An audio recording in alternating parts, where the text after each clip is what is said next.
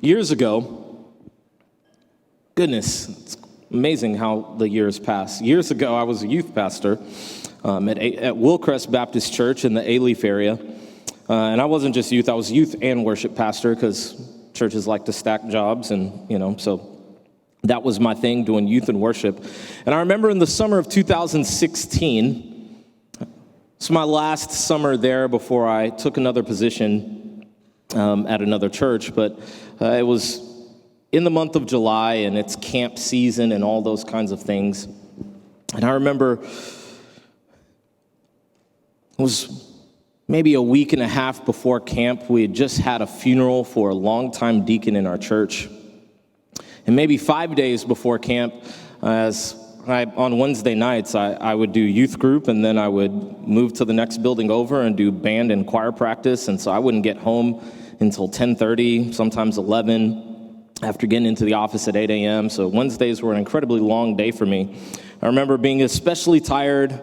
We just finished up VBS. We'd just done this funeral for this beloved deacon, and I get home, and I'm sitting there in the living room, and I get a text from one of the students in our youth group, and he tells me at 11:30 at night that he believes his dad has had a heart attack. And so I rush to the hospital, and his dad has passed away, and I'm sitting there with him and his brothers and his mom, and, just the emotional toll of walking through that. And right before we go to camp, now we're cramming in yet another funeral for a father who was an incredible children's ministry volunteer. And then we go off to camp, and you do all the camp things. We're down at Camp Zephyr, down in the Corpus Christi, Kingsville area, just kind of maybe 45 minutes outside of that. And you do all the camp things. And although we weren't a big youth group, we decided that year that we were not going to jump in with one of those big camps like Student Life Camp or something like that. So we're going to do our own thing. And basically what that means for me as a youth pastor is I have to do all the work. So I'm working and up late, up early, doing all the things, and it was a great camp. I don't know that I would choose to do that again, but it was a great camp. We had a wonderful time. And these kids, we're driving back from camp. Everybody's on that supreme Jesus high, and I'm following along in our church with our church trailer, packed up with all of our stuff, and we're on our way back, and the bus breaks down, which is the worst. So we're several hours delayed in getting back. And at this point, my son, Jaden, was about 9 months old. And this is the longest stretch that I've ever been without him, and him without me. And so there was a young adult from our church that was babysitting him until we got back.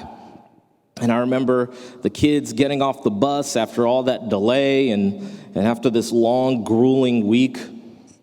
And honestly, I just needed to unpack the trailer and go home. But I happened to walk into my office, and that's where my son was with our babysitter. And Jaden looks at me, and then he just starts crying. And I'm not like the regular cry. Babies have cries, but there was like this deep cry that I'd never heard before. And so I walk over and I pick him up and I hold him, and he grabs me by the face with his tiny hands, and he stares into my eyes like, "Is this really you?" And I was like, "Hey man, I'm here, I'm back." And then he rested his head on my shoulder and just cried. And for 30 minutes, he would just rotate from resting his head on my shoulder and then looking up, grabbing me in the face, and then, crying and then putting his head on my shoulder, back and forth and back and forth. And in that moment, I did not really care what was going on outside. I'm assuming all the kids are getting picked up by their parents. The trailer is not getting unloaded. None of those things are going on. All of the fatigue, all of the wear and tear that I'd gone through to that point didn't matter, because ultimately my son needed me to comfort him. That was more important than any of the personal loss or frustration or fatigue that I was feeling at that time. And I think it's interesting that it's like second nature. Most of us, when you hear that, you're like, of course you would comfort your child. They're in need. We come here today in the book of Matthew looking at a story that, if you've grown up in church, is very familiar. It's Jesus feeding the 5,000. It's a story that as a kid you hear over and over and over again. And there's something about this story that's so impactful that it's the only one of Jesus' miracles that he performed in his earthly ministry that all four Gospels cover. This was a significant event that changed their lives. But I think what is fascinating, and as you guys have been in this series called Soul Care, is that what makes the feeding of the 5,000 so impactful isn't just the feeding of the 5,000, but it's the context to which that happened. If you begin at the beginning of this chapter, and although we did not read it, I'll give you the Cliff Notes version of. This actually begins not with the feeding of the 5,000, but it actually begins with John the Baptist, Jesus' cousin. John the Baptist has this ministry of preparation for Jesus, announcing that the Messiah is coming and the kingdom is at hand. But one of the things that he does is, as the prophet, is he begins to do what prophets do, which is to call out things that are going on. And he experiences the pain that prophets often experience, and people are not often trying to hear the man of God call them out for their sin. He directs his attention to Herod, the tetrarch, ruler at that time, who seemingly has divorced his wife and taken his brother's wife.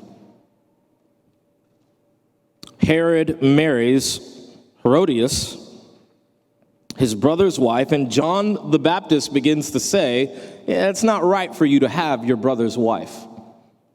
Naturally, this would make him mad, and he would just have him executed, except for the fact that the crowds and the people love John the Baptist, and it's not great political maneuvering to kill the prophet that the very religious people that you are leading love.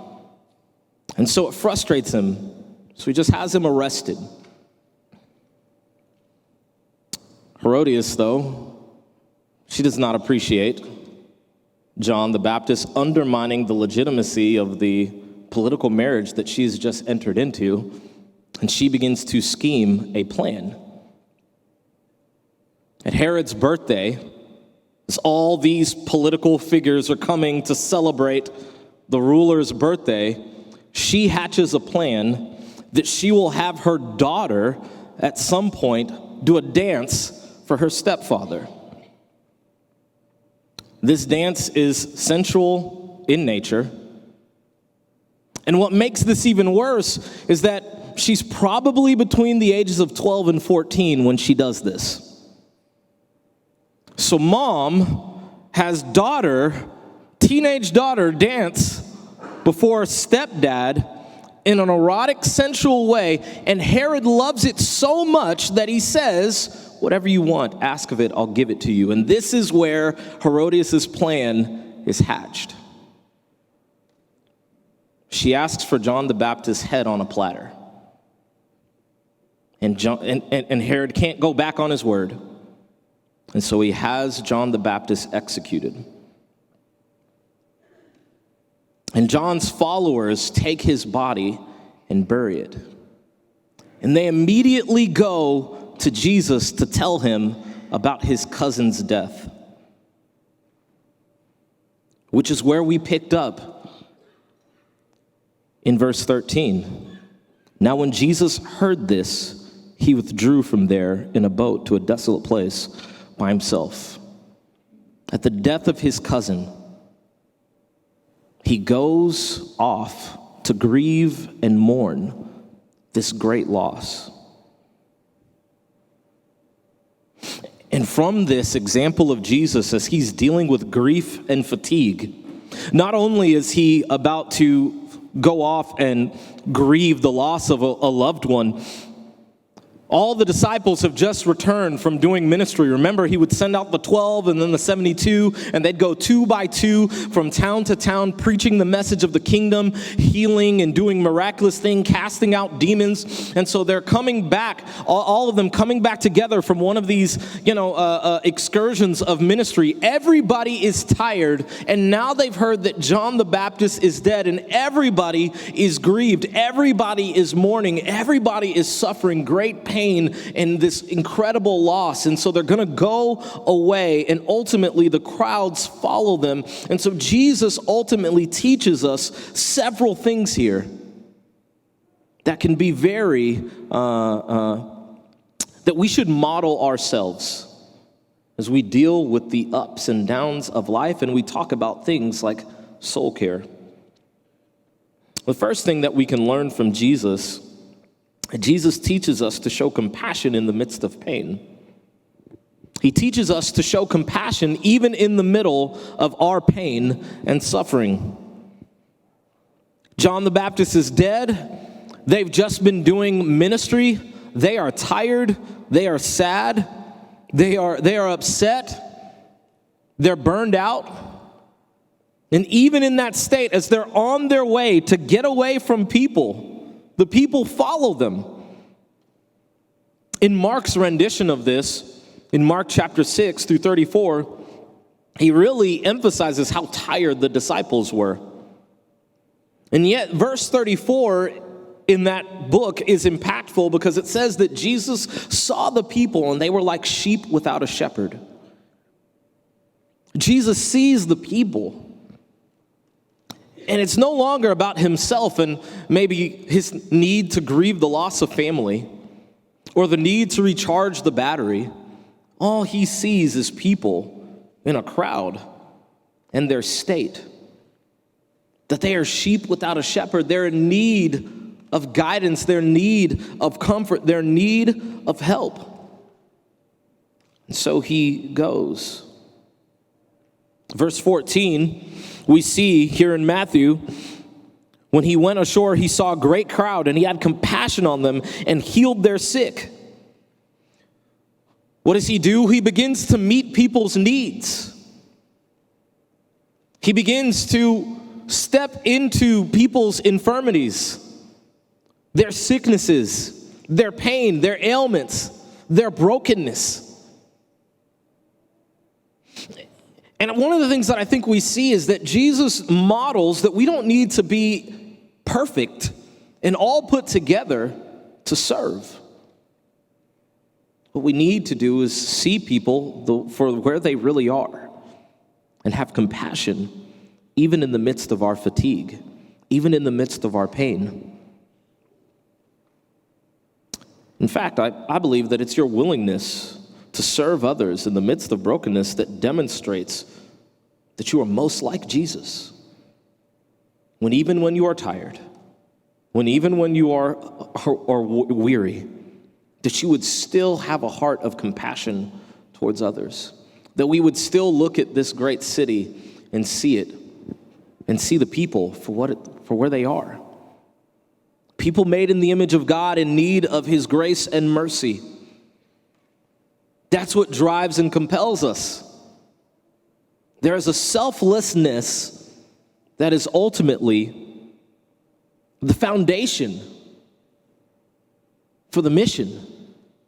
We go.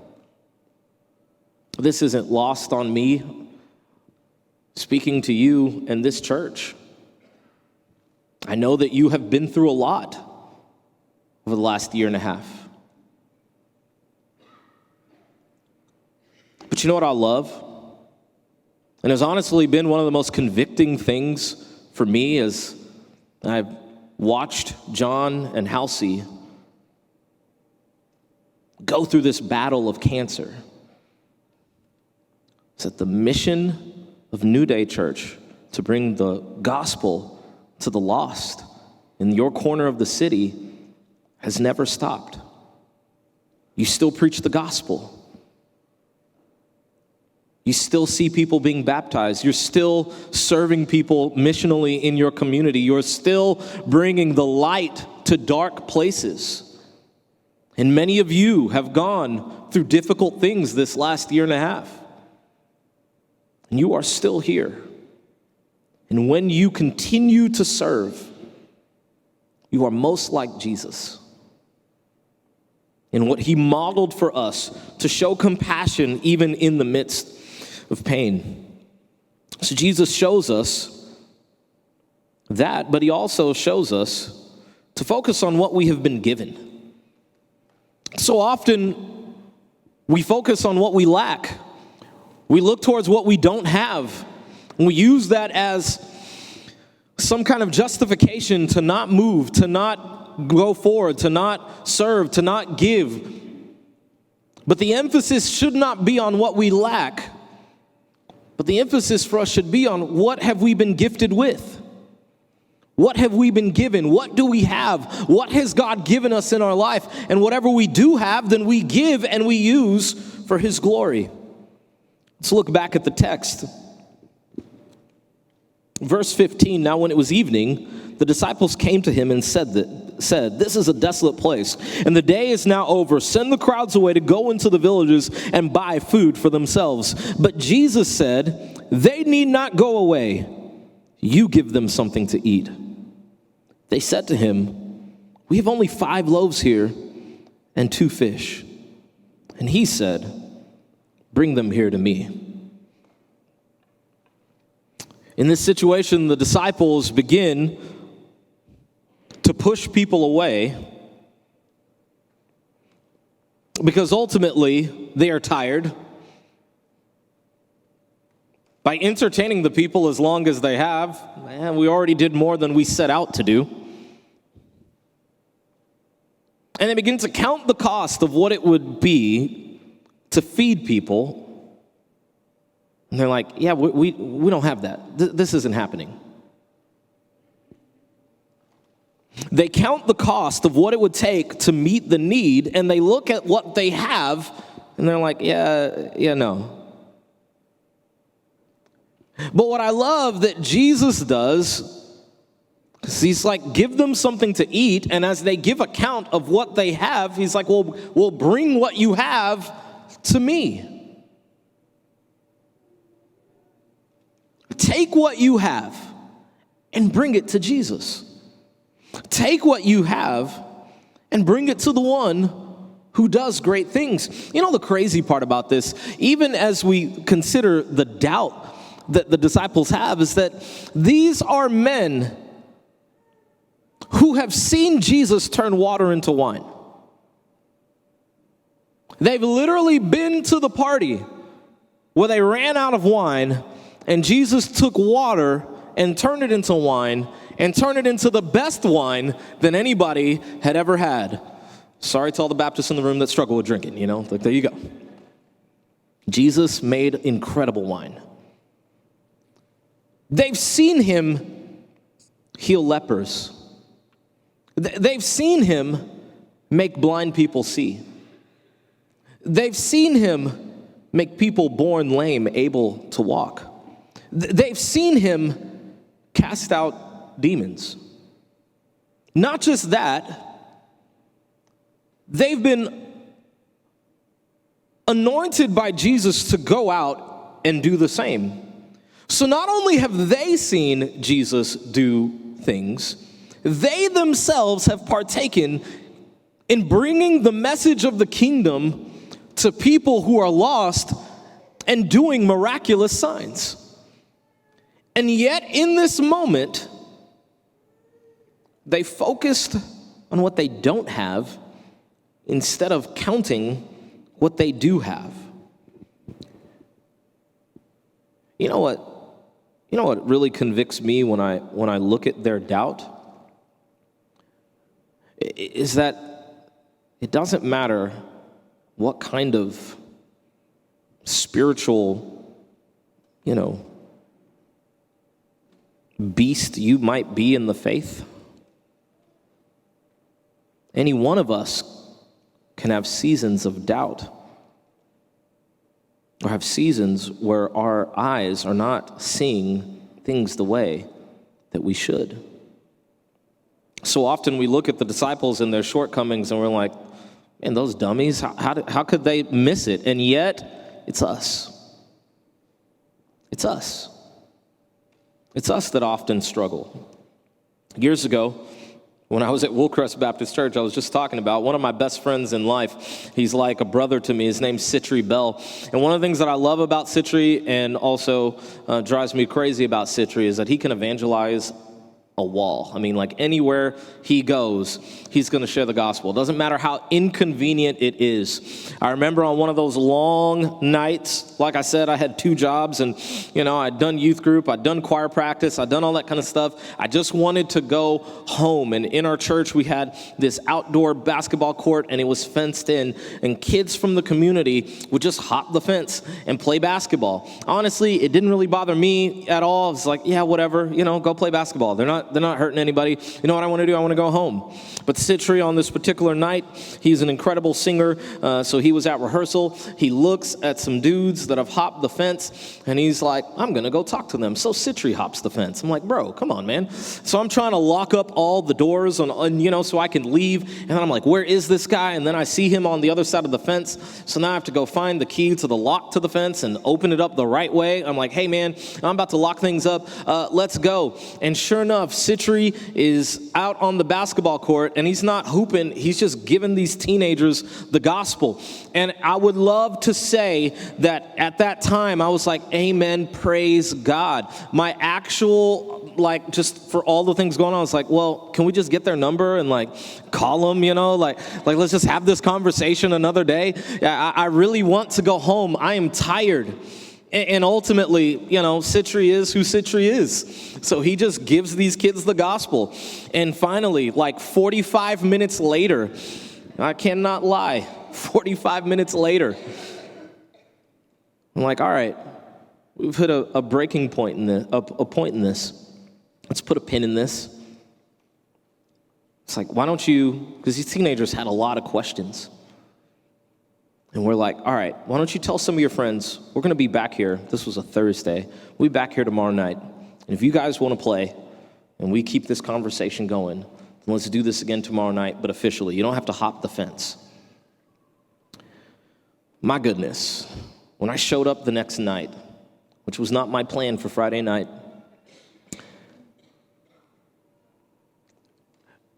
I went through the normal doors to the church and went to the basketball court. There were more than 50 teenagers that had hopped the fence that came to play basketball and talk about Jesus. And it stopped being a one-off and became an actual thing, basketball and Bible study, every single Friday night. And I was humbled as these kids from A-Leaf, who generally speaking would have just been hopping our fence, playing basketball on a Friday night till midnight or 1 o'clock in the morning, and then just walking the streets of A-Leaf as they typically did, spent every Friday night inviting more and more friends to hear the gospel. But here's the thing, I was a pastor, been serving the Lord for a long time. And all the great work that was done, I was looking at things from my lens. I'm tired. I want to go home. All of us are susceptible to that. What we have to see is that if we're being like Jesus, then we're not going to focus on what we lack. What we're going to focus on is what he's given us. And we're going to move and operate with what he's blessed us with. And ultimately, stop focusing on what you don't have. God will provide what you need. He always does. He always moves mountains. He always makes ways out of no way. That's not a new thing for him. This is what Jesus does. So we trust him with all of our stuff. And we change our focus from what we lack to what we've been given. The last thing, though, that Jesus teaches us, he teaches us to pursue God's abundance of provision. I'm going to explain to you what I mean by that. But before I do that, let's look back at this text. Matthew 14, beginning in verse 18. It says, "And he said, 'Bring them here to me.' Then he ordered the crowds to sit down on the grass. And taking the 5 loaves and the 2 fish, he looked up to heaven and said a blessing. Then he broke the loaves and gave them to the disciples. And the disciples gave them to the crowds. And they all ate and were satisfied. And they took up 12 baskets full of broken pieces left over. And those who ate were about 5,000 men, besides women and children. All they saw was the small amount of things that they had, the 2 fish and 5 loaves. Jesus says, 'Bring them here to me.' And ultimately, the nothing that they thought that they had would become the very something that Jesus would use to feed the masses. Because ultimately, it's not about what we lack, but it's about the God who's able to provide for every single need. And so often we look at the things that we have and we're like, how could God do anything with this? How could this be enough? How could he use this to do something great? And it's not about you figuring out how God can move with the very little that you have. That's his thing. And guess what? He's very competent at taking very little and doing much with it. This is the same God who made everything from nothing. And what I love about every single one of the gospel accounts of the feeding of the 5,000 is they all make mention of the fact that before Jesus began to break the fish and break the loaves, he looked up towards heaven and prayed, modeling for us what we should do. Jesus takes the very little that they have. He looks up towards heaven. And it reminds me of that psalm, "I lift up my eyes to the hills, from where is my help to come? My help comes from the Lord, the maker of heaven and earth." In the hands of the God who made everything from nothing, our little is more than enough for him to meet the need. And this isn't new for God. This is what he always does. He's always taken the very little or nothing that we would not think much of and used it for his glory. In fact, Paul tells us in 1 Corinthians 1, 27 through 31 this, "But God chose what is foolish in the world to shame the wise. God chose what is weak in the world to shame the strong. God chose what is low and despised in the world, even the things that are not, to bring to nothing the things that are, so that no human being might boast in the presence of God. And because of him, you are in Christ Jesus, who became to us wisdom from God, righteousness and sanctification and redemption, so that as it is written, let the one who boasts boast in the Lord." This is the way that he operates. He can take somebody like Abraham, who's nobody and old, and move him and use him in his old age, in Sarah in her old age, to begin a nation. He can take the son Jacob that the father doesn't think much of and bless him instead of Esau. He can turn around then and use Leah, the wife that Jacob didn't even like.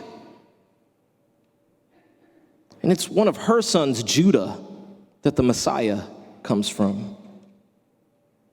He can take these disciples who were fishermen and tax collectors and all other kinds of things and use them to change. Use them to preach the gospel, which brings about change. He can take 2 fish and 5 loaves, and he can use that to feed thousands. When you put your faith in the Creator, then you can have confidence of his provision. Because the same God that created the world from nothing is the same one that's taking your almost nothing and turning it into something. He blesses the fish and the 5 loaves, and then he breaks it and he passes it, and he breaks it and he passes it, and he breaks it and he passes it. And I'm sure the people that were closest to him were like, well, I'm going to get some of that. And so they take it, and it's like, pass it down. Like, wait a minute. And they pass it. And then they pass it. And then they look back up at him, and he's still breaking bread. Like, well, maybe it was a big loaf. I don't know. And then he breaks it, and he passes it. And he breaks it, and he passes it. And he breaks it, and he passes it. And people looking up like, wait a minute. He's still breaking it and passing it. Maybe there was another loaf. I don't know. At least we're going to get some bread. People closest to him, they were like, well, I'm going to get a piece of that fish. He breaks it, and he passes it, and he breaks it, and he passes it, and he continues to do this, and he continues to do this, and people are looking up like, what is going on? And next thing you know, the disciples and all these people are helping to pass out bread. And here's the part that gets really good about it. The same people that doubted that would be enough are the same people that Jesus is using to pass out the bread. Their lack of faith in that moment did not stop them from being used, because as Jesus begins to move, things begin to happen. And now they're watching this miracle take place. And they're passing it, and they're passing it, and they're passing it, and everybody is being joyful and celebrating. And the crazy part about it is that it says that even the disciples were filled. In that moment, none of their fatigue, none of their frustration, none of the things that had made them want to retreat away and not deal with the people even mattered, because they are now being filled. When they brought the 2 fish and the 5 loaves to Jesus, he didn't just meet the people's needs, he met their needs as well. That's divine provision. That's divine math. It doesn't have to make sense to us, but that's what he does. He takes the very little and he uses it to bless abundantly. And here's the thing, I'll tell you this. Even on your best day, when you've got it all together, when you're on your spiritual high, when you've read your Bible and prayed and journaled and done all the things that you're supposed to do, if you got kids, you got them ready without any kind of fighting and got them off to school, and you're at work and you're crushing it, your very best is at best 2 fish and 5 loaves. And it is only God that can bring the increase. It's only God that can take your life and use it to be a blessing in the lives of others. Talk about soul care. The greatest care that you can have for your soul is giving everything that you've got to Jesus and allowing him to break and to pass, to break and to pass. A long time ago, there was a pastor by the name of Joseph Scrivens. He was born in Ireland and then eventually moved to Ontario, Canada.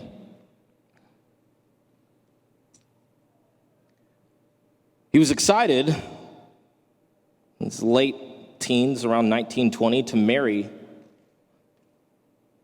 his longtime childhood sweetheart. But just the day before they were supposed to get married, his fiancée was riding a horse across a bridge, and the horse bucked and she fell. Hit her head, fell into the water, and drowned. And Joseph Scrivens, this young pastor, 20-year-old pastor, was sitting on the other side of the bridge, unable to help. As he dealt with this grief, that's actually what led him to move from Ireland to Canada. And he would just serve people.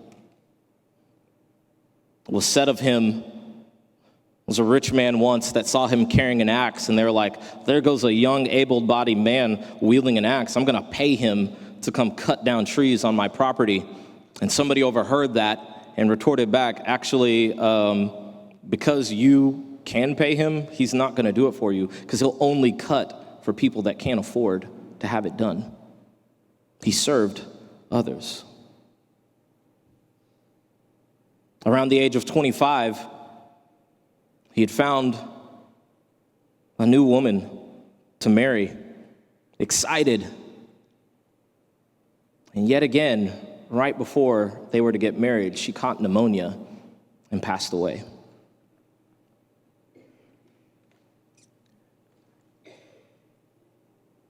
In dealing with that grief around that time, his mother, all the way in Ireland, was dealing with the grief of not ever getting to see her son. So he wrote a poem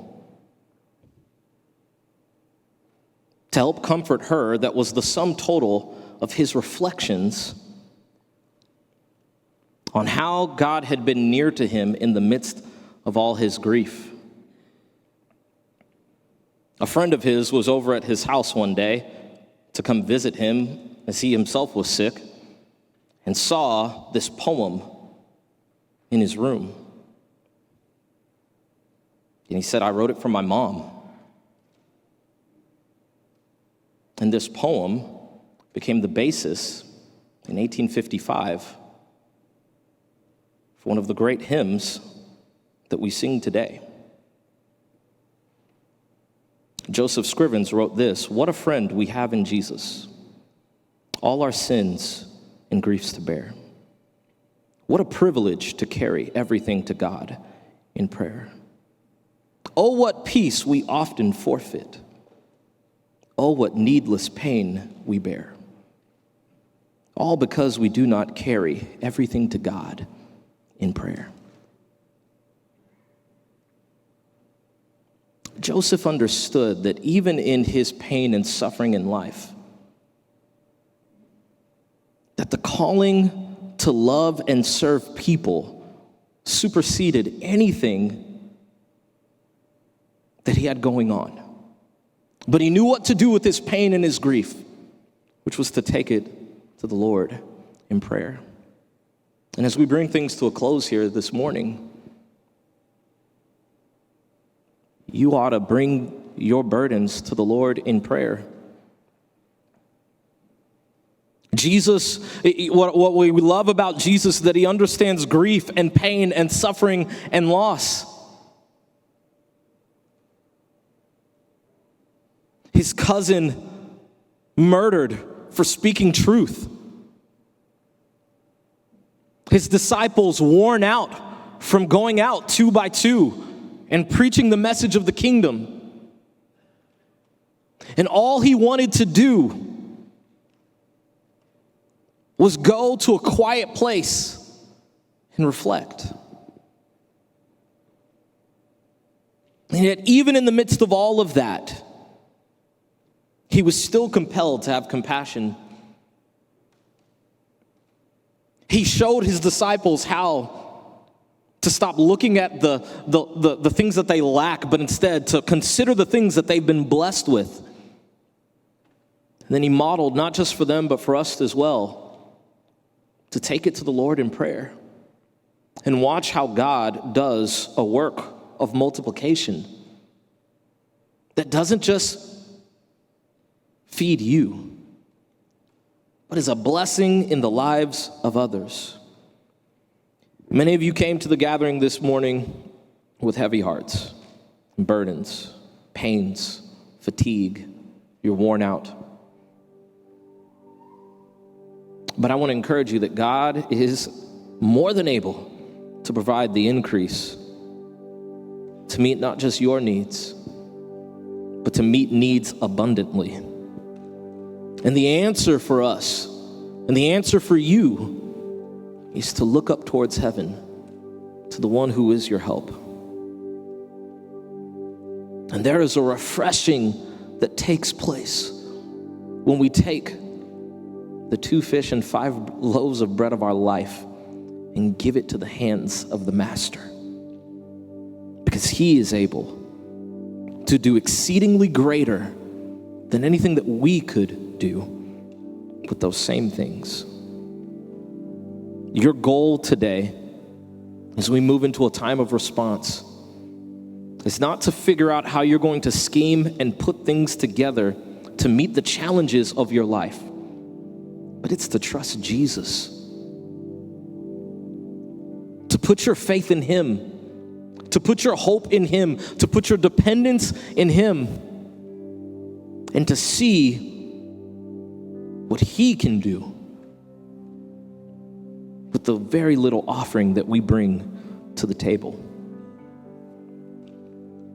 And when we do that, we'll find ourselves like the disciples. They're fed, the people are fed, and there's 12 baskets full running over because Jesus is able to provide more than enough.